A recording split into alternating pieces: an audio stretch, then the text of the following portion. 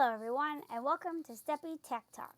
My name is Melissa STEPPY and I am here to share ideas with you on how to make tech fun for students but also doable for both teachers and media specialists. In this series, I'm going to be sharing my top tools that I cannot live without. Today's episode is all about the free online bulletin board site, Padlet. It has tools for days and great for students young and old.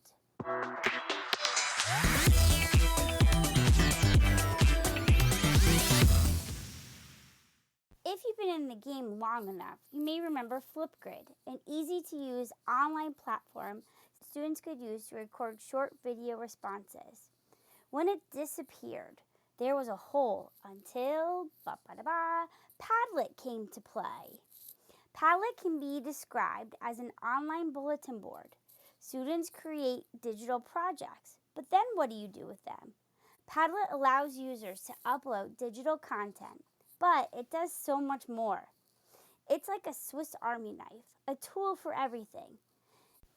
It has things like screencast, video, audio recording, draw tools, the ability to upload links, images, GIFs, and even put in your favorite YouTube videos. So now you should be wondering, what can I do with an online bulletin board? Well, because it's so easy, I've had students at every grade level, kindergarten and up, and they've used it with success. Here are some ideas. With students in grades kindergarten to first grade, they love to use the draw tool as an easy way to respond to stories. For example, we read the story Creepy Carrots by Aaron Reynolds. Then the students went on Padlet, opened their draw tool, and they were able to create their own creepy carrots or draw something that they thought was creepy. My second grade friends, they were working on biographies. So I went on Brain Pop Junior and collected a bunch of Brain Pop biographies and embedded them by putting the links in different boxes of Padlet. The students then got to select which person they wanted to choose, and their response was to make a video telling one question they would want to ask this famous person. When my third grade class was working on Black History Month, I created a music legend board, and it included artists like Louis Armstrong, Stevie Wonder, and Ella Fitzgerald. For this one, I took Ed puzzle videos, embedded them into a Padlet, also added a YouTube video that allowed the students to hear the music that these performers made. They then had to answer 3 questions using 3 different tools. The first box said, how did the music make you feel? And they were answering that question by sharing a GIF or an image. The second box was, list one fact that you've learned. They could either type that or do an audio recording. And the last one was, would you be friends with this person?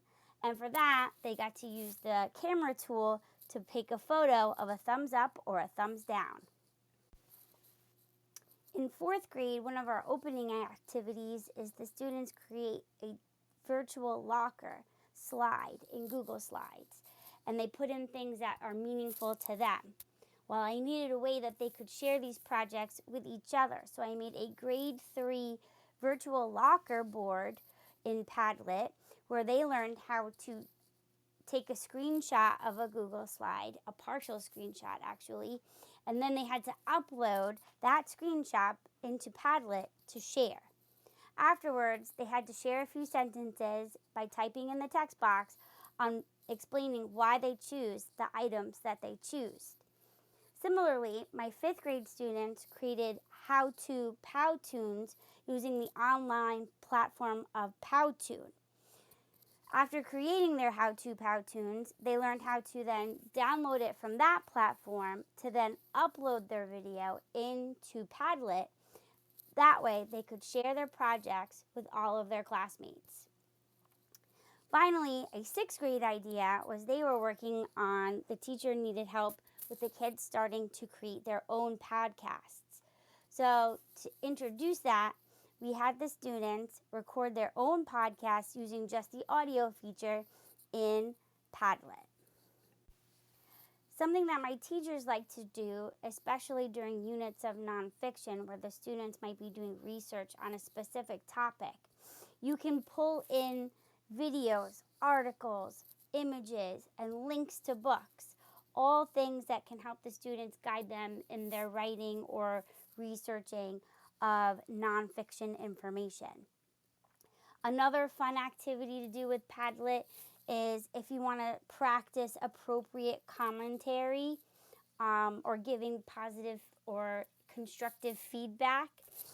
We've had the students create a Twitter-like post, and they pretend to be a character from a book, or we've done it with fairy tale characters where they post a quote-unquote Twitter post as pretending to be that character. Then in Padlet, you can enable the reaction features where you can give likes, you can comment, but it also shows and gives students practice on how to do that appropriately without hurting anybody's feelings. Need more inspiration? Padlet provides multiple ideas and templates just inside of Padlet and gives examples on all ways that it can be used. You get to control the format, the layout, the colors, the themes, or if you just want to use what they have built in, that works too. The possibilities are endless. This day and age, we can't be too careful in keeping our students safe. Padlet has a variety of safety features that are built right into the program. You can set moderation so that you have to approve any post that goes up, or you can just allow the post to go up. It's up to you. Afraid of having that one student and not sure what they're going to say, or they're going to say something inappropriate just to get a laugh from the class? Padlet blocks profanity by inserting an emoji in its place. There are a variety of share settings that controls who has access to your Padlet board.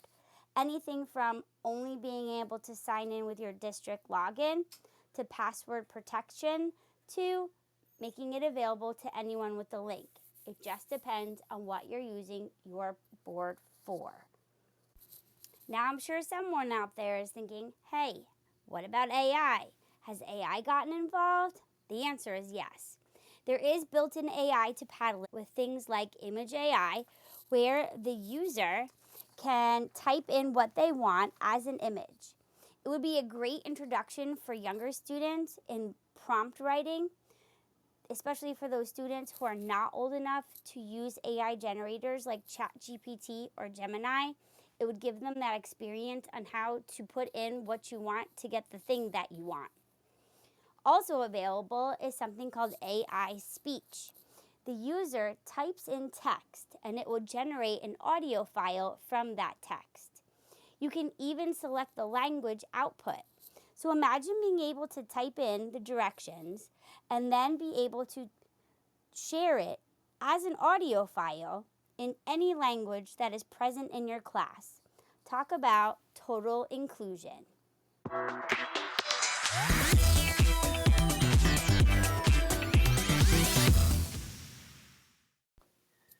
Well, that brings us to the end of this episode. I hope you are logging into Padlet.com right now and giving it a try.